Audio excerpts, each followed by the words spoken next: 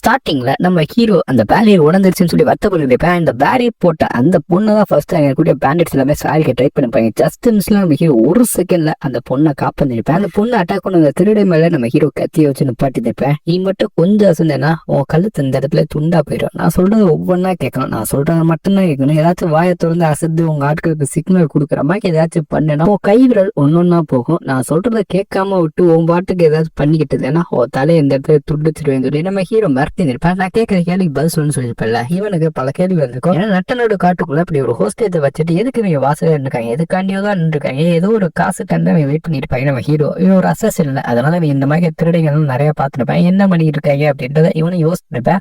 அதுக்கு முன்னாடி நம்ம ஹீரோ இந்த ஒயிட் படம் தான் பார்த்துப்பேன். அந்த பொண்ணு பயந்து படிக்க இருப்பா. ஆனா என்னதான் அவன் பயந்து படிக்க இருந்தாலும் அவ சொன்ன வாக்க காப்பாத்திருப்பா. இந்த இடத்துல இவ்வளவு சத்தம் கேட்டுச்சுல, நம்ம ஹீரோ இவன் மேல கத்திய வச்சிருந்திருப்பேன். இந்த இடத்துல இவன் நடத்திருந்த சவுண்ட் விட்டுருக்கலாம். அந்த சவுண்ட் எதுவுமே ஏன் மத்தவங்களுக்கு கேட்கலாம்? அந்த இடம் பக்கத்துலேயே தான் இருக்கு, இவங்களோட பேஸ் பக்கத்துலேயே இருக்கு. எந்த ஆட்களுமே இந்த இடத்துக்கு ஏன் வராம இருக்காங்கன்னு கேட்டீங்கன்னா, இந்த பொண்ணு பேரியரை யூஸ் பண்ணி இன்னுமே அந்த சவுண்ட் எல்லாமே வெளியில கேட்காத அளவுக்கு இந்த பேரியரை ஸ்ட்ராங்கா போட்டு இருந்திருப்பா. அவன் என்னதான் பயத்துல உறந்த நம்பிக்கை இருந்தாலும் நம்ம ஹீரோ கொடுத்த ப்ராமிஸ இவ காப்பாத்திருப்பா. ஒரு செகண்ட் தான் அது லைட்டா மிஸ் ஆயிருக்கும். அதுக்கப்புறம் இவ கண்ட்ரோலுக்கு வந்து அந்த பேரியரை திரும்ப போட்டுருந்தப்பா. பரவாயில்ல, இவ்வளவு இக்கட்டான சூழ்நிலை பயந்தாமலே இவன் பண்றானா பெரிய விஷயம் சொல்லி நம்ம ஹீரோ இப்பதான் கேள்வியை காட்டுறேன். உள்ள மொத்தம் எத்தனை பேரா இருக்கீங்க அப்படின்னு கேட்கல. அவன் மொத்தம் 39 பேர் உள்ள இருக்காங்க அப்படின்ற மாதிரி சொல்லியிருந்தேன். இந்த பேஸுக்குள்ளதான் 50 பேர் பதுங்கி இருப்பாங்க. உனக்கு நீங்க ஸ்டோன் டைகர் கிளாஸ் சேர்ந்தவங்களா அப்படின்னு சொல்லல. ஆமா, நாங்க ஸ்டோன் டைகர் கிளாஸ் சேர்ந்தவங்கன்னு சொல்லி அவனும் பயந்து நம்மளே பதில் சொல்லிட்டு இருப்பேன். ஏன்னா கொஞ்சம் மிஸ் ஆனால்தான் நம்ம ஹீரோ அவன் கழுத்துல கத்தியை சொல்லிட்டு போயிட்டு இருந்திருப்பேன். அதனாலதான் நம்மளும் பயந்த மாதிரி சொல்லிட்டு இருப்பேன். இதை தாண்டி உள்ள இன்னொரு ஹோஸ்டேஜே வச்சிருப்பாங்க. அந்த ஹோஸ்டேஜ் அன்னைக்கு ஒரு சின்ன பையன் இருப்பாங்க, அந்த ஒரு அக்கா இருப்பா. அந்த அக்காவை தான் அவங்க ஹோஸ்டேஜ் உள்ள வச்சிருப்பாங்க.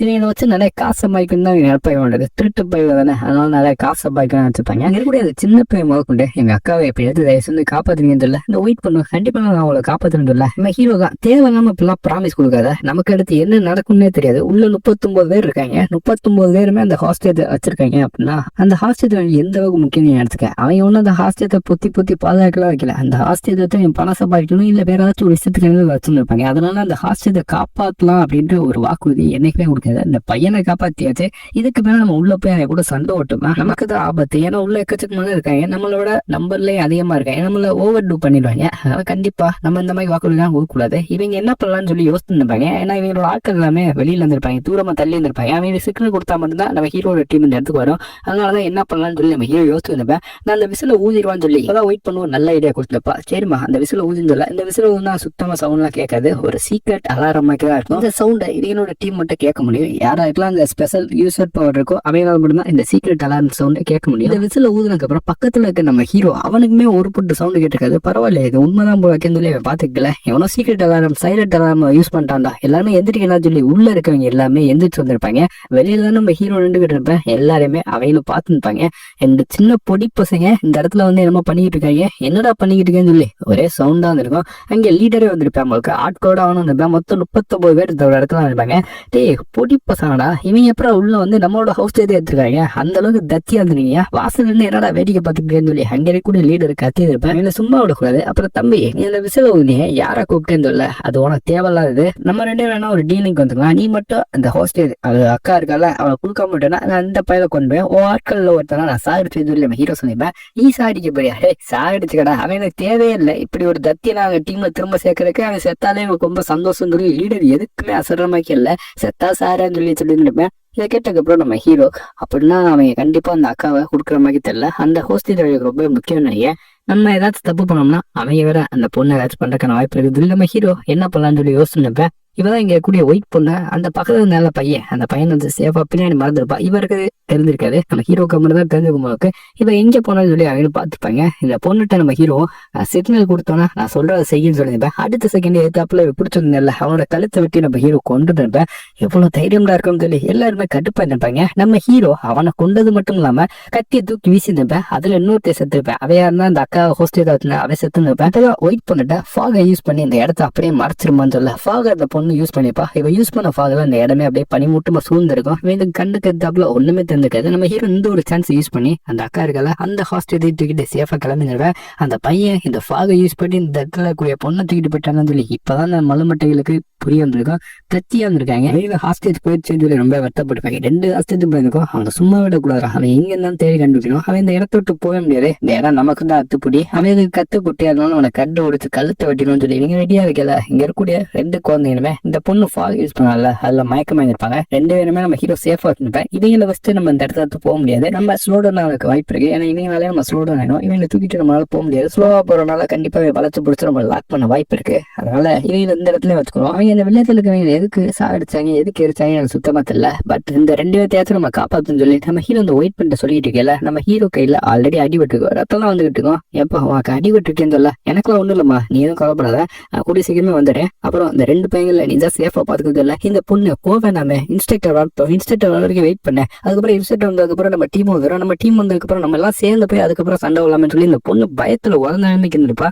நம்ம ஹீரோவே இந்த பொண்ணை பரிதாபமா பார்த்திருப்பேன். ஏன்னா இந்த அளவுக்கு பயம் இதுக்கு முன்னாடி இருந்திருக்காரு. இதுக்கு முன்னாடி ஸ்ட்ராங்கா தான் இருந்திருப்பா. எப்ப அவரோட அண்ணனை திரும்ப பார்த்தாலோ அப்பல இருந்தே அவரோட கண்டிஷன் இந்த மாதிரி தான் கொடூரமா இருக்கும். நம்ம ஹீரோ என்ன அப்படி ஆயிட்டதா சொல்லி நம்ம ஹீரோ இப்பதான் இது வரைக்கும் வாய திறக்காம இருந்தவன் இந்த பொண்ணு ரொம்ப பயமா இருக்கு அப்படின்னு தெரிஞ்சுக்கிட்டு இந்த பேட்டில் ஃபீல்ட் அப்படிதான் ரொம்ப கொடூரமா இருக்கும். இது நமக்கு மட்டும் இல்ல நம்மள மாதிரி ட்ரைனிங் பட்டுதான் ரொம்ப கொடூரமா இருக்குன்னு நினைக்காத. இந்த ஒரு ஸ்பெஷல் ட்ரைனிங் வந்தனால இந்த ஒரு விஷயத்தையும் நீ நேர்ல பாத்திருக்க. நம்ம ட்ரைனிங் மட்டும் எதுக்காக நம்ம கிங்டத்தை ப்ரொடக்ட் பண்ணக்காண்டி கிங்டத்துல இருக்கக்கூடிய எல்லாத்துலயும் ப்ரொடக்ட் பண்ணி தேவையில்லாம வரக்கூடிய எல்லா பிரச்சனையும் அழிச்சு தம்சம் பண்ணி இந்த கிங்டத்தை நம்ம பாதுகாப்பா வச்சிருக்காங்க. நம்ம ட்ரைனிங் எடுத்துக்கிட்டு இருக்கோம். ஒரு எக்ஸ்பீரியன்ஸான ஸ்வாட்மேனுக்கும் இந்த மாதிரி சிக்கல்கள் தான் வரும். இதுல நம்ம பயப்படவே கூடாது. எனக்கு வர்ற பயத்தோட எது தெரியுமா ரொம்ப கொடூரமானது அந்த பயத்தினால நம்ம எந்த விஷயம் பண்ணாம அதையே நினைச்சுக்கிட்டு உட்கார்ந்துருக்கோம்ல அதுதான் இருக்கல ரொம்ப கொடூரமானது. இந்த வில்லேஜ்ல எவ்வளவு சம்பவம் நடந்திருக்கும். எத்தனை பேரும் அவங்க சாதிச்சிருக்காங்க. கொடூரமா 50 பேரும் எடுத்து சாதிச்சிருப்பாங்க. ஒருத்தன் கூட எடுத்து சண்டை ஓட்டுக்க மாட்டேன்னு நினைக்கிறேன். கண்டிப்பா இங்க இருக்கவங்க எல்லாருமே நம்மளோட ஃப்ரெண்ட்ஸ் ரிலேட்டிவ்ஸ் எல்லாத்தையும் காப்பாதுக்காண்டி ஒருத்தனாச்சும் சண்டை ஓட்டுருப்பேன். அப்படி பல பேர் சண்டை ஓட்டு கடைசியில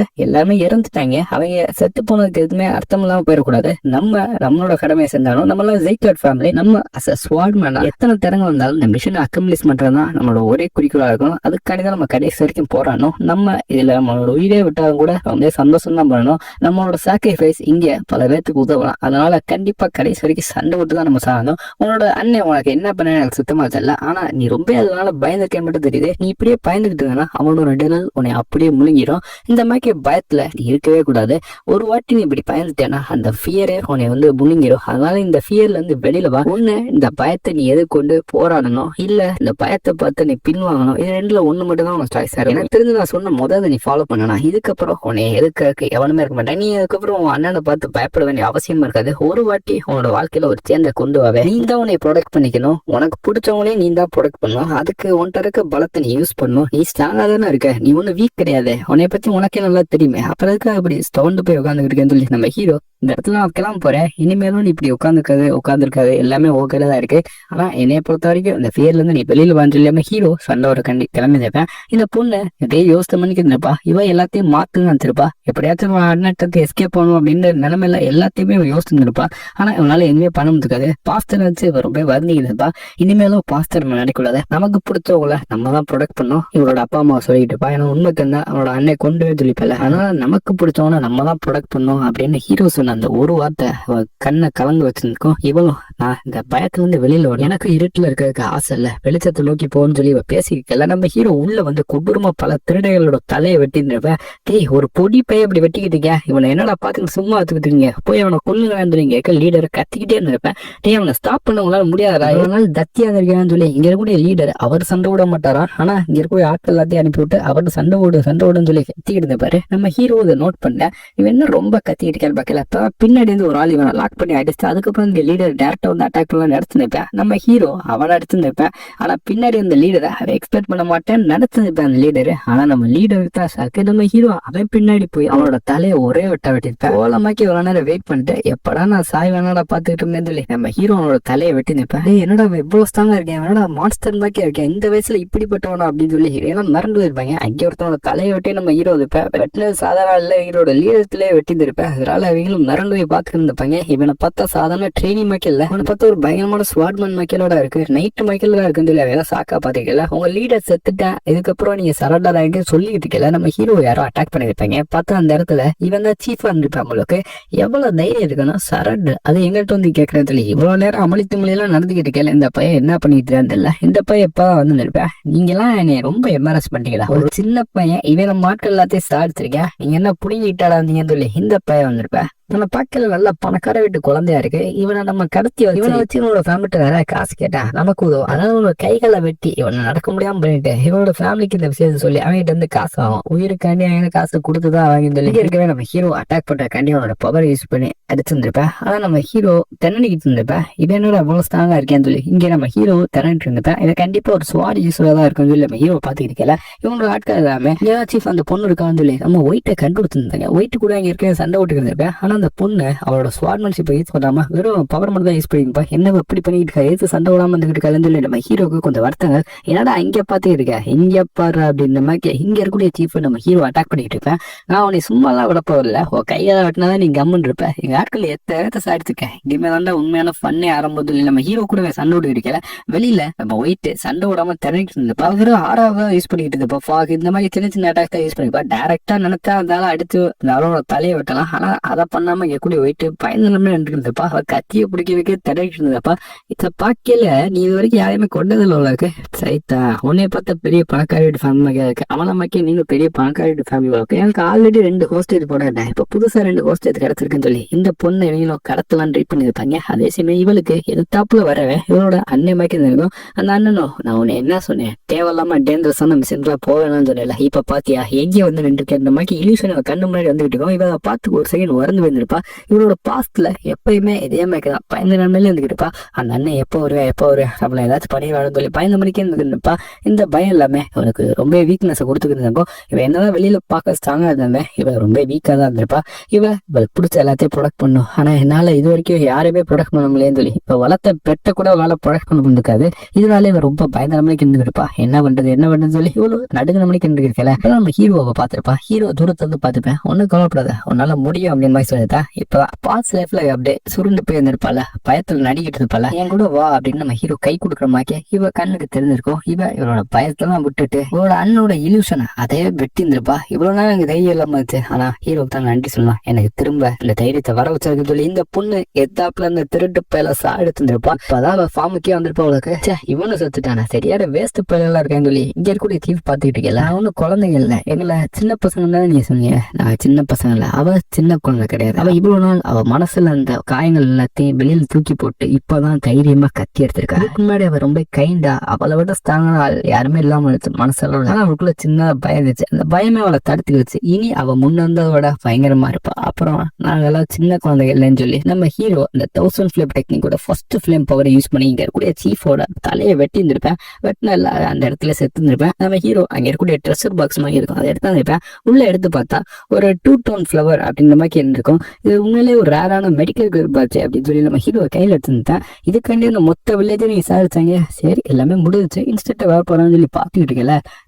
என்னடா அதுக்குள்ளாட்டி எல்லாம் முடிஞ்சிச்சா? அப்புறம் அந்த 2 டோன் ஃபிளவர் அதான் வச்சிருந்தானா, நீ தான் எல்லாத்தையும் கொண்டியான்னு சொல்லி இங்க இன்னொருத்த வந்திருப்பேன். இவன் இந்த நார்த் அண்ட் சவுத் அலையன்ஸோட எட்டர்னல் பேண்டிட் சீஃப் அப்படின்ற மாதிரி இருந்ததோ நம்ம ஹீரோ டவுனும் இங்க இருக்க எல்லாத்தையும் நீ தான் சாதிச்சுன்னு சொல்லி கேட்டுருந்தேன். ஆமா அதுக்கு என்ன அப்படின்ற மாதிரி நம்ம ஹீரோ சொல்லுற. பரவாயில்ல, இவ்வளவு சின்ன வயசுல இவ்வளவு தைரியமா பேசுற, சுத்தி இருக்க சிச்சுவேஷனை பார்த்தக்கமும் இவ்வளவு தைரியமா பேசுறேன்னா உனக்குள்ள இருக்க டேலண்ட்டை பொறுத்தா நீ இவ்வளவு கான்ஃபிடண்டா பேசுற. அப்புறம் நீனும் அந்த நார்த் அண்ட் சவுத் அலையன்ஸ்ல ஒன்னாத்த பாட்டா, ஆனா உன்னோட கத்தியெல்லாம் பாக்கல ஒன்னும் தெரியலையப்பா அப்படின்னு சொல்லி நம்ம ஹீரோவை நோட் பண்ணிட்டு இருக்கல. நம்ம ஹீரோக்கு இவனை பத்தி தெரிஞ்சுக்கோ. இவனோட பேரு ரெக்டர் அப்படின்றது. இந்த பேரை நம்ம ஹீரோ இதுக்கு முன்னாடி கேள்விப்பட்டிருப்பேன். இந்த நார்த் அண்ட் சவுத் அலையன்ஸ் இருக்குல்ல, இதுல என்ட்ரா இருப்பான் ஒருத்தன். இவன் சின்ன வயசுல என்ட்ரா இல்ல, வெறும் கத்தி மட்டும் தான் அவன்கிட்ட இருந்துச்சு, வேற எதுவுமே இருக்காது. ஆனா இவட்ட இருந்து அந்த டிட்டர்மினேஷன், இவட்ட இருந்து டேலண்ட், அந்த கத்தியை வச்சு இவன் பயங்கரமான ஸ்வாட்மேன் அப்படின்னு பேர் எடுத்துருப்பேன். ஒன் ஆஃப் த ஜீனியஸ் அப்படின்ற மாதிரி சொல்லுவாங்க. இவன் இந்த இடத்துல சீஃபா வாங்கிருப்பான். இவனை பொறுத்த வரைக்கும் இந்த ஸ்னோட்டேக்லாம் ஒண்ணுமே கிடையாது, ஒரு மேட்டரே கிடையாது. இவன் அந்த அளவுக்கு ரொம்ப பயங்கரமா பவர்ஃபுல்லா இருப்பேன். இவன் தான் உண்மையான real martial artist with real ஸ்கில்லோட இருந்திருப்பேன். நம்ம ஹீரோ நோட் பண்ணிப்பாங்க. ஒருவேளை ஏதாச்சும் பெரிய எடுத்த ஃபேமிலியா இருப்பானா, சீக்ரெட் ஃபேமிலியோட டைரக்ட் பெட்லைன் இருப்பானா. ஆனா உன்னோட ஸ்வாட பக்கல அதுல எதுவுமே இல்லையாப்பா, நீ ட்ரெயினியா தான் இருப்பேன்னு சொல்லி இங்க இருக்கேன் கரெக்டா ட்ரெயினின்னு சொல்லி கண்டுபிடிச்சிருப்பேன். இப்போ உங்க எல்லாம் என்ன பண்றது, பேசாம உங்க எல்லாத்தையும் சாடிச்சலாம்னு சொல்லி இவனோட டோன் அப்படியே சேர்ந்து இருந்துக்கும். நம்ம ஹீரோக்கு நல்லாவே தெரிஞ்சு போகுது, எத்தாப்புல இருக்கனோட ஆறாவை பார்த்து நம்ம ஹீரோ கண்டுபிடிச்சிருப்பேன். எத்தனை வாட்டி பல கொலைகளை பண்ணிருப்பேன் பாஸ்ட் லைஃப்ல. அதனால நல்லாவே தெரிஞ்சுக்குது. எத்தாப்புல இருக்கவே நம்ம ஹீரோ சாடியை கண்டுதான் வந்திருக்கேன். ஒரு ஸ்ட்ராங்கான கில்லிங் ஆறதான் மட்டும் வந்துகிட்டு இருக்கு. நம்ம ஹீரோக்கு தந்துருக்கோம். சரி, நம்ம இந்த சிச்சுவேஷனை பார்த்து பயப்படக்கூடாது. நம்மளோட பாஸ்ட் லைஃப் மெமரிஸ் எல்லாத்தையும் யூஸ் பண்ணி அந்த எக்ஸ்பீரியன்ஸ் எல்லாத்தையும் யூஸ் பண்ணி இவனோட சண்டை விட்டுதான் ஆனும். இவன் எவ்வளவு பெரிய ஜீனியஸான ஸ்வாட்மேனா இருந்தாலும் சரி, நமக்கு இப்ப இக்கட்டான சூழ்நிலை ஏற்பட்டது. நம்ம இந்த சிச்சுவேஷனை ஸ்கிப் பண்ண முடியாது. கண்டிப்பா இவங்க கூட எடுத்து சண்டை விட்டுதான் ஆனும். அசாசினான்னு சொல்லி நம்ம ஹீரோ கத்தி எடுக்க ரெடியா இருந்திருப்பேன். நம்ம என்ன பண்ற, நீ என்ன கூட சண்டை விட முடியுமா, உன்னால வித்ஸ்டாண்ட் பண்ண முடியுமான்னு சொல்ற. நம்ம ஹீரோ, நான் ஒன்னும் குழந்தை இல்ல, நான் கூட கண்டிப்பா எடுத்து சண்டை போடுவேன். இப்ப நம்ம அப்ரோச் பண்ணோம்னா கண்டிப்பா நம்ம டைரக்டா போயில நம்ம அட்டாக் பண்றதுக்கு வாய்ப்பு இருக்கு. உயிருக்கே ஆபத்து ஏற்படுறதுக்கான வாய்ப்பு இருக்கு. இவனுக்கு ஒரு ட்ரிக்கை யூஸ் பண்ணிதான் பின்னாடி இவனை அட்டாக் பண்ணலாம். நம்ம கண்டிப்பா அவனை தோற்கடிக்க முடியும், இவனை சாடிக்க முடியும் சொல்லி நம்ம ஹீரோ கத்தி எடுக்க ரெடியா இருந்திருப்பேன். கத்தி எடுத்து என் கூட முடிதா சண்டோட வாடான்னு சொல்லியிருப்பேன்.